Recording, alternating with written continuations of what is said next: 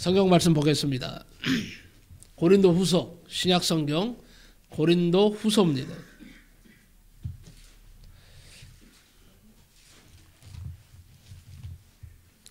고린도 후서 13장 5절을 말씀 봅니다.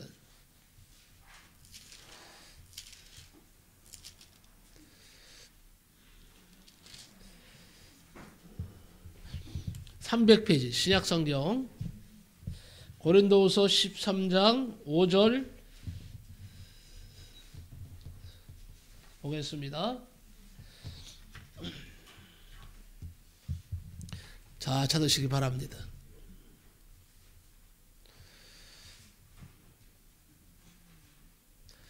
고린도후서 13장 5절 말씀.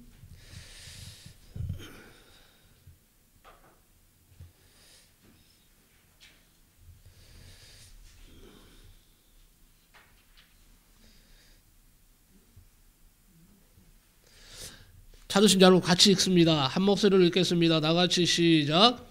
너희는 믿음 안에 있는가? 너희 자신을 시험하고 너희 자신을 확증하라. 예수 그리스도께서 너희 안에 계신 줄을 너희가 스스로 알지 못하느냐? 그렇지 않으면 너희는 버림받은 자니라. 아멘. 네, 오늘 이 말씀을 가지고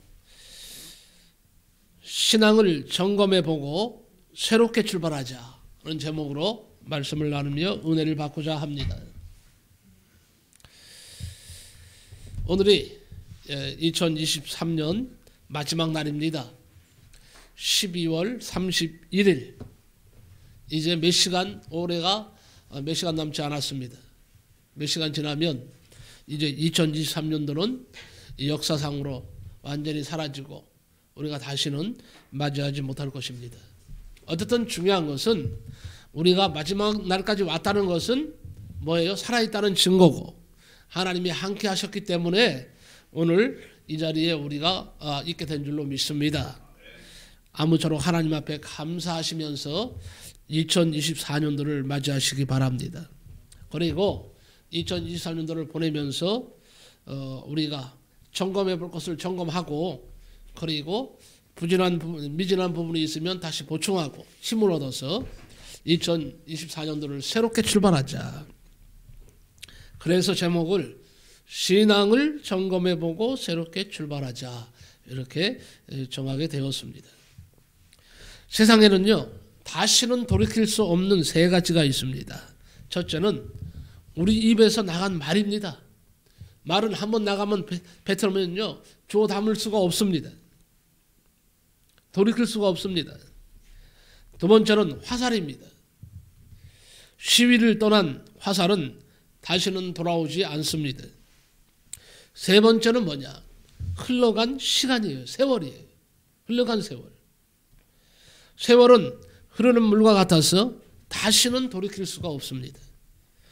이맘때가 되면 을에 잘 쓰는 말이 있죠. 다사다난했다. 다사다난했던 한 해였다. 이렇게 말을 합니다. 진짜 일도 많았고 어려움도 많았습니다. 교회적으로 봐도요. 어려운 일도 많았고 또 기쁜 일도 있었고 슬픈 일도 있었고 때로는 괴로운 일도 있었던 것이 사실입니다.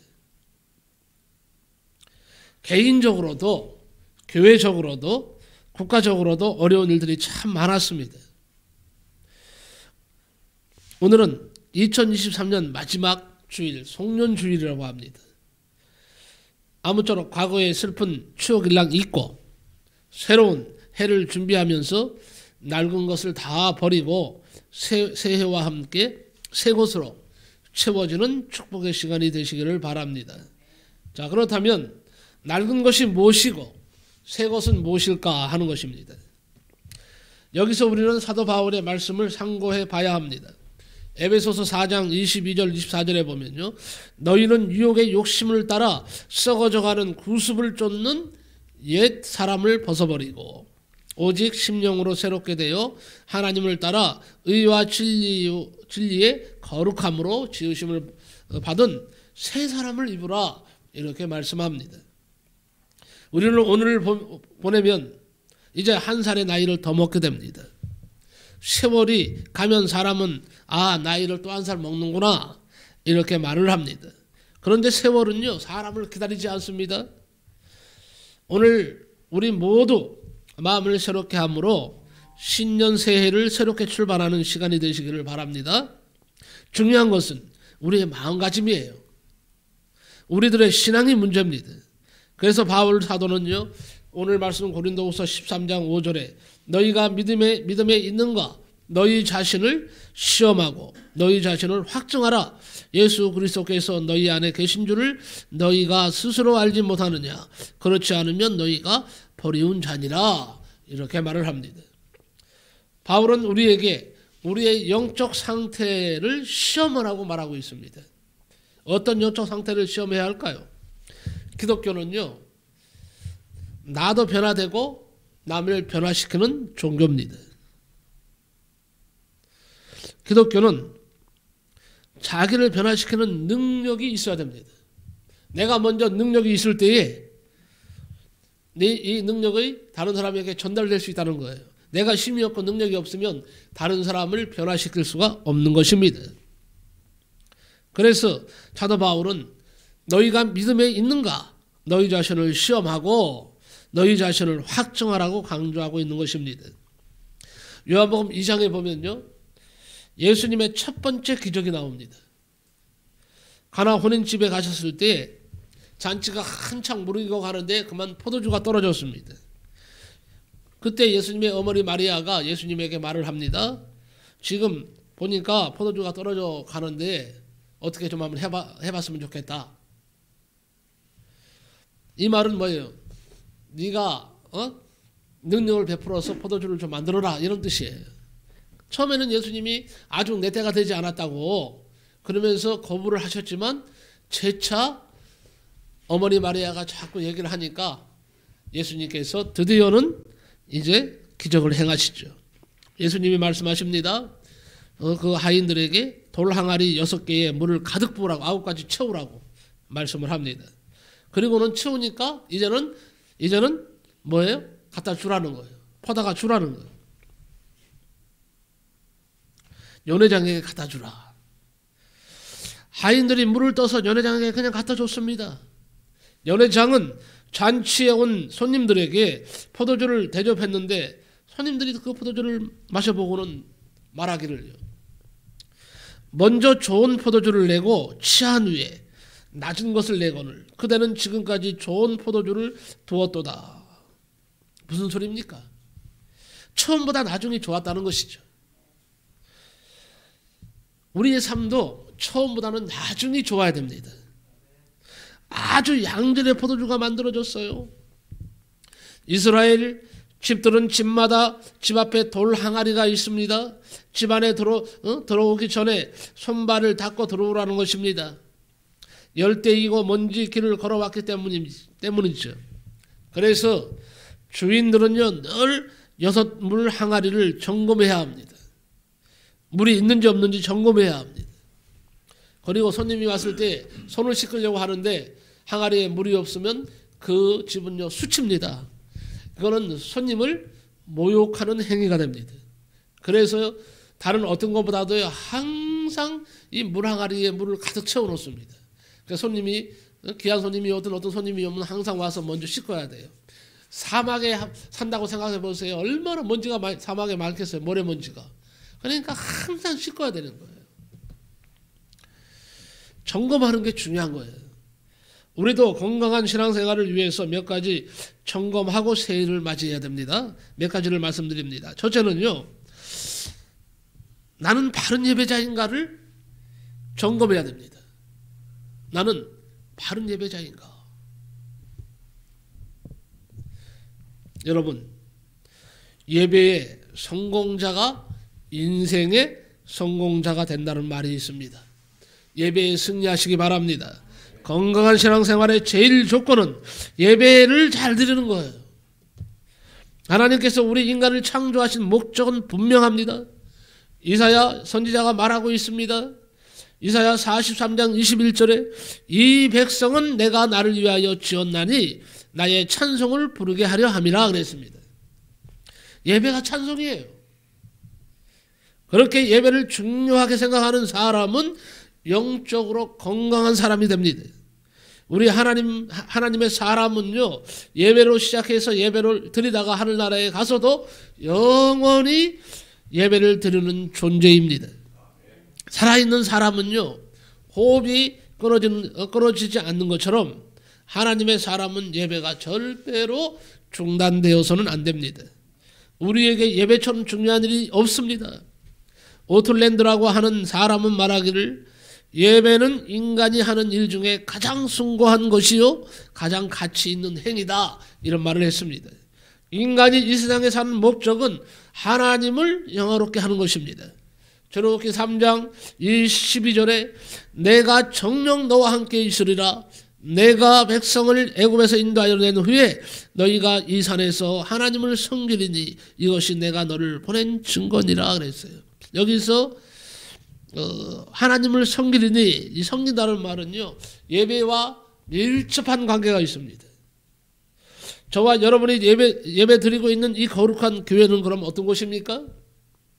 내가 너희 안에 너희가 내 안에 거하리라 그랬어요.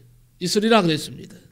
바로 그 장소, 예수님이 함께하는 장소가 바로 뭐예요? 교회입니다.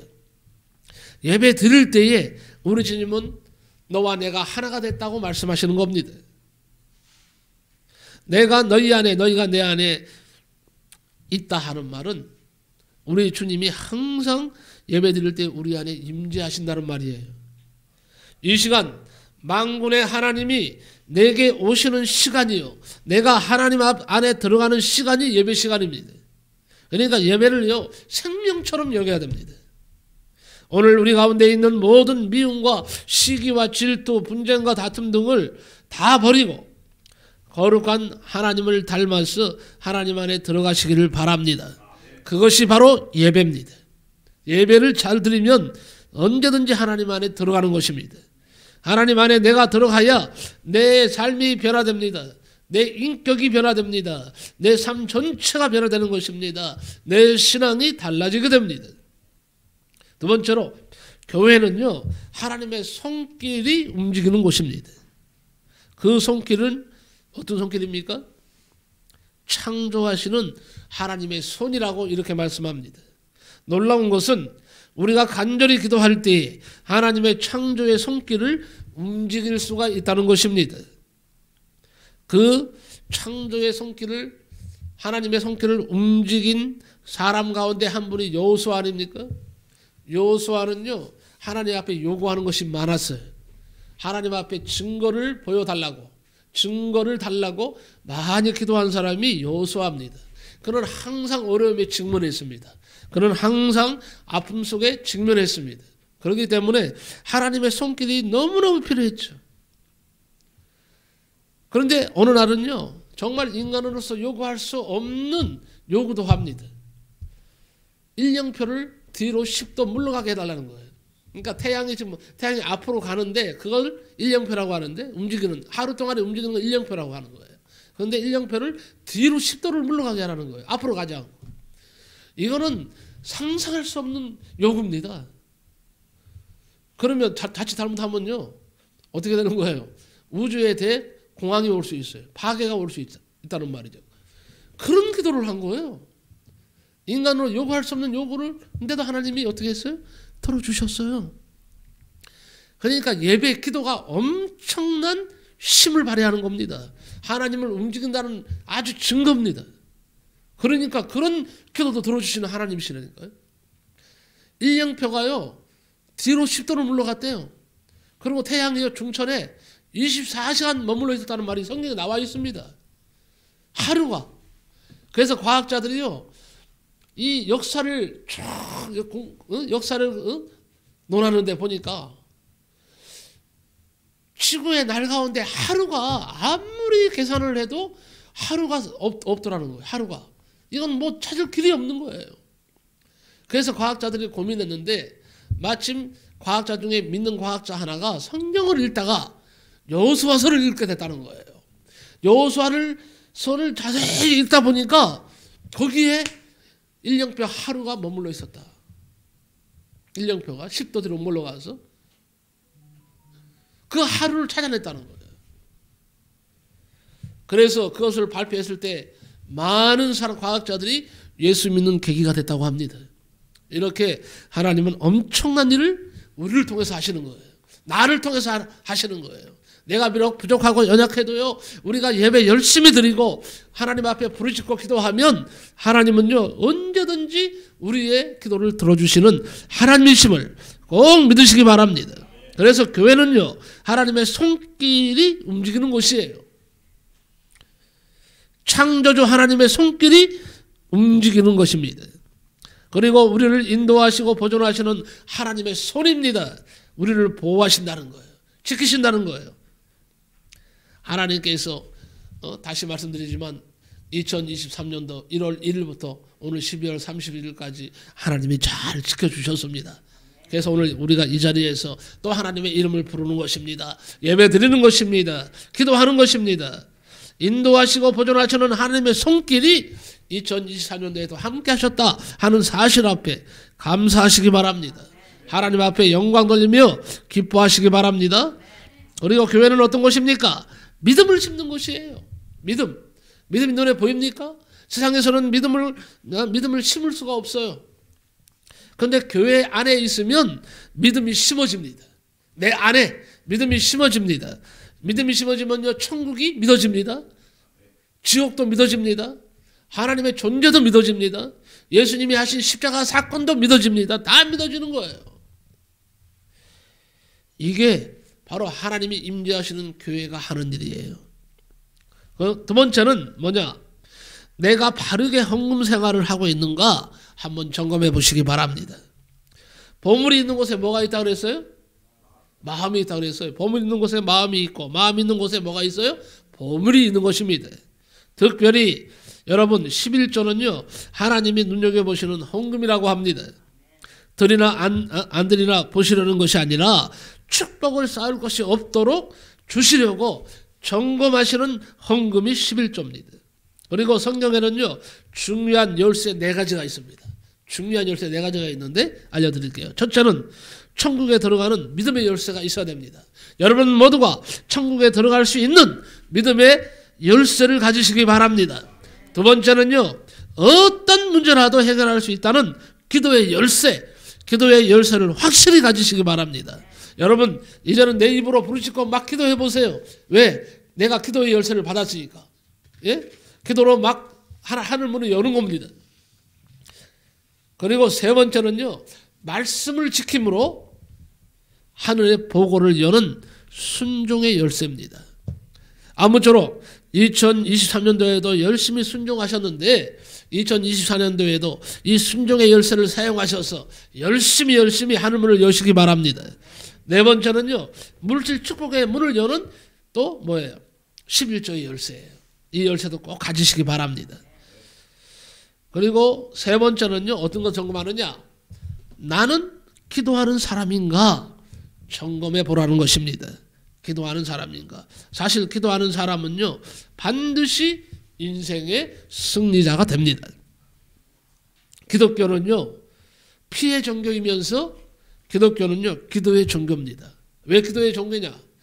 하나님이 우리 입술로 부르짖고 기도하면 들으시기 때문에, 응답하시기 때문에 우리는 기독교의 종교, 다시 말해서 기도하는 종교 안에 있는 것입니다. 루터는 말하기를 가장 작은 인간이라도 무릎을 꿇고 있으면 그는 가장 강한 사람이 된다 그랬어요. 가장 약한 기도라도 가장 강한 마귀를 이길 수가 있다는 것입니다. 예레미야 29장 12절에 너희는 내게 부르짖으며 와서 내게 기도하면 내가 너희를 들을 것이요 너희가 전심으로 나를 찾으면 나를 만나리라 그랬습니다. 대부분의 젊은이들은요, 애인을 찾고 중년들은 돈을 찾고 노인들은 명예를 찾는다는 말이 있습니다. 그러나 진정한 인생의 의미는요, 애인도 돈도 명예도 아닙니다. 하나님을 찾고 만나는 데 있음을 믿으시기 바랍니다. 여러분, 근본적인 인생의 갈증, 불안, 근심, 걱정이 어디에서 옵니까? 하나님을 만나지 못하는 데서 오는 것입니다. 도대체 나는 누구입니까? 나는 어디에서 왔습니까? 나는 어디로 돌아가야 합니까? 어디로 가고 있습니까? 이 인생의 근본 문제는 하나님 없이는 절대로 해결될 수가 없습니다. 역대상 28장 9절에 보면요, 다윗이 솔로몬에게 말을 합니다. 내 아들 솔로몬아, 너는 내 아비의 하나님을 알고 온전한 마음과 깊은 뜻으로 섬길지어다. 여호와께서는 문 마음을 감찰하사 모든 사상을 아시나니 내가 저를 찾으면 만날 것이요 버리면 저가 너를 영원히 버리시리라. 이렇게 말씀을 합니다. 사람들은 아예 하나님을 모르는 자들이기 때문에 그들은 하나님을 만날 수가 없어요. 그런데 교회 안에 하나님은요, 믿는 자들이 하나님은 만나지 못한 자들이 너무도 많다는 거예요. 교회 안에 있으면서 하나님 만나야죠. 그런데 하나님을 만나지 못하는 사람들이 많아요. 열심히 수십 년간 교회에 왔다 갔다 하고 설교를 듣고 헌금도 하고 봉사도 했지만 하나님은 진정으로 만나지 못한 형식적인 성도가 많다는 거예요. 여러분, 기독교는 체험의 종교입니다. 하나님은요, 간절히 찾는 자에게 만나 주신다 그랬어요. 그리하면 하나님이 가까이 하신다 그랬습니다. 여러분, 기도하다가 음성으로 만날 수도 있습니다. 말씀을 듣다가 또 말씀을 읽다가 하나님의 말씀 속에서 하나님을 만날 수가 있다는 것입니다. 눈물의 선지자 예레미야는 너희가 전심으로 하나님을 찾으면 하나님이 만나 주시리라 그랬어요. 기도하는 사람이 제일 먼저 하나님을 만날 수가 있다는 거예요. 예배 드리는 사람들이 제일 먼저 하나님을 만날 수 있다는 거예요.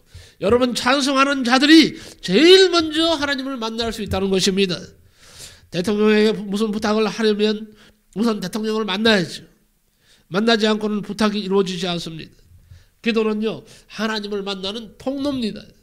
하나님께 기도하는 것이기 때문입니다. 그렇기에 기도하는 사람은 승리할 수 있게 되는 것입니다. 신년새 우리 모두 기도로 승리하시기 바랍니다. 그리고 마지막으로 네 번째는요, 나는 전도자로서 살고 있는가? 나는 전도자로서 살고 있는가를 점검해 봐야 됩니다. 여기에는 우리가 다 걸리는 줄로 압니다. 여기는 걸려요. 다른 것들은 난 그래도 예배 잘 드렸어. 응? 나는 그래도 11조도 나도 감사헌금도 잘하고 잘했어.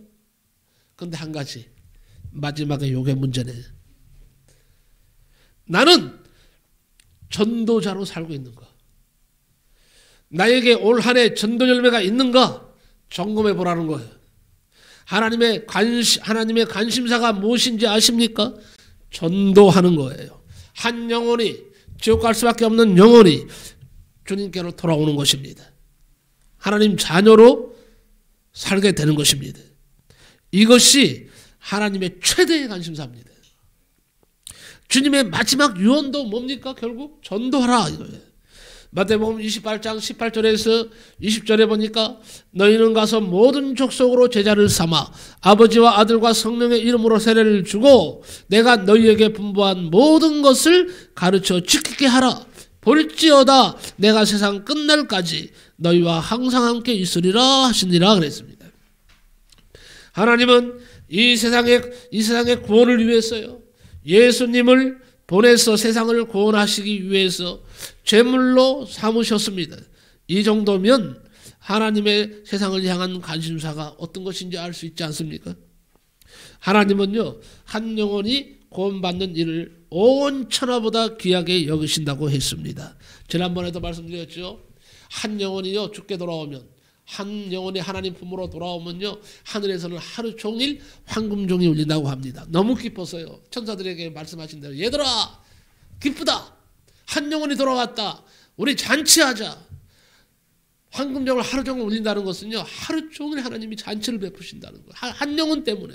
그렇게 한 영혼이 하나님 품으로 돌아오는 것을 하나님은 너무도 기뻐하신다는 거예요. 이 기뻐하실 일을 왜 하느냐 이거예요. 왜 우리가 못하느냐 이게요. 2023년도 다 지나갔어요.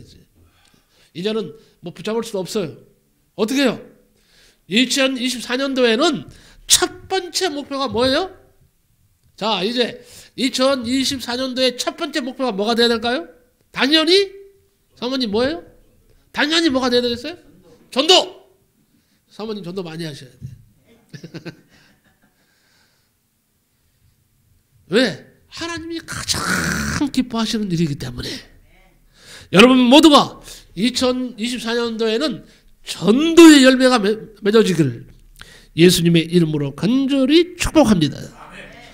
그러면 마지막으로요, 전도자에게 어떤 표적이 따르느냐, 이 말씀만 드리고 마칠까 합니다. 전도자에게요 따르는 표적이 있어요. 첫 번째, 따라합시다. 능력을 주신다. 예, 여러분 전도하고자 하는 마음을 가지고 하나님 앞에 기도하고 나가면요, 하나님이 할 수 있도록 뭘 주셔요? 능력을 주십니다. 여러분, 무기 없이 병사들을 전쟁터에 보내는 장군은 없습니다. 책 없이 자녀를 학교에 보내는 부모는 없습니다. 상품 없이 사원들을 판매 현장으로 보내는 사장도 없습니다. 하물며 대장 되시는 예수님이 전도자를 그냥 보내지 않으십니다. 능력과 권세로 무장시켜 주십니다. 날마다 기적과 승리를 누리며 살기를 원하십니까? 전도의 자리로 가시기 바랍니다. 열심히 전도합시다. 두 번째는 그러면 표적이 따르느냐? 하나님이 기뻐하신다는 거예요. 전도하면. 하나님이 기뻐하신다니까 해야죠. 하나님이 기뻐하신다 그랬습니다. 시편 37편 4절에 여호와를 기뻐하라.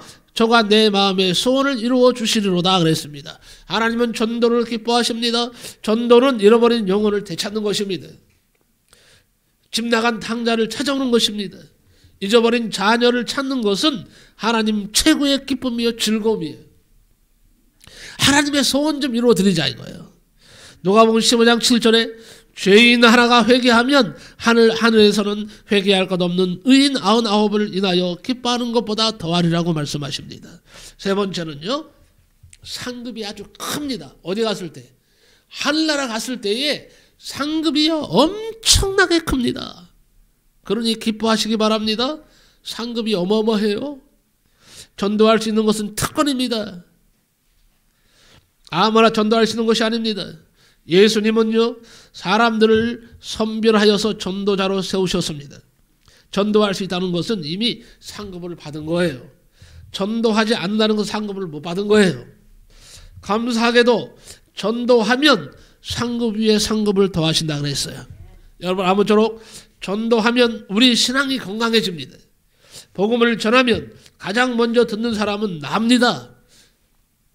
복음을 전해야 누가 들을 거 아니에요. 권사님 열심히 전해야 들을 거 아니에요. 누군가. 그죠? 나를 보세요. 나도 복음을 들었으니까 목사가 된 거예요. 저는 항상 말씀드린 6살 때는 교회를 나갔어요. 나는요 눈가사탕 때문에 나간 사람이요. 눈가사탕. 옛날에 눈가사탕은 이만한 사탕 하루 종일 빨아먹어도요 안 녹는 그 눈가사탕. 먹을 게 없으니까 그 집사님이요 오셔서 옆에 앉아서 내가 고드름 먹을 게 없으니까 이런 보면 이제 똑똑 물 떨어지잖아요. 고드름 물 얼마나 시원한지 몰라요. 마시면 오장육포가 시원해요.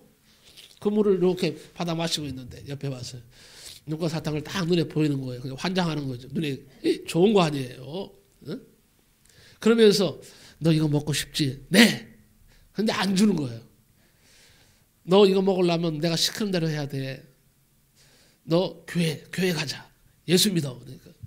그때 예수가 뭔지 어떻게 교회가 뭔지 알아요? 모르지. 근데 아는 것은 뭐예요? 눈가사탕은 요거는 나가면 내게 된다는 건 알았어요. 따라갔다가 내가 코 낀 거 아니에요. 따라갔다가 지금까지 예수 믿고 목사가 되어서 평생 머리가 허연 때까지 지금 복음을 전하고 있는 겁니다. 여러분 나가서 전하면 돼요. 당장 열매가 없어서 전도하면 돼요. 나가서 전하면요 누군가가 듣습니다. 우리 김정일 목사님은요 공원 벤치에서 청년 시절에 할 일이 없어서 정말 뭔가를 해야 되는데 할 일이 없어갖고는 하루 종일 있은 적이 있었대요. 공원에 앉아 있는데 어떤 여자가 와갖고는 여청년이 와갖고 전도지를 내밀더래.